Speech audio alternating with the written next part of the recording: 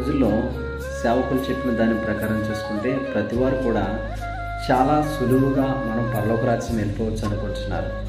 మన భారతదేశం నుంచి ఏదైనా ఫారిన్ కంట్రీ వెళ్ళినంత ఈజీ అనుకుంటున్నారు కావచ్చు.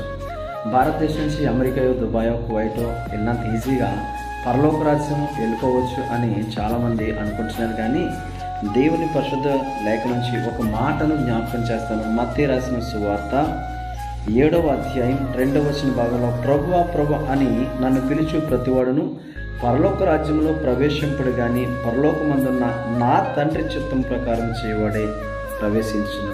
ఈరోజు తండ్రి చిత్తాన్ని మనం నెరవేరుస్తున్నామా? అసలు తండ్రి చిత్తం అంటే ఏంటి తెలుసుకుంటున్నామా? చాలామంది సేవకులు ఈ మాటను దాచిపెడుతుంటున్నారు.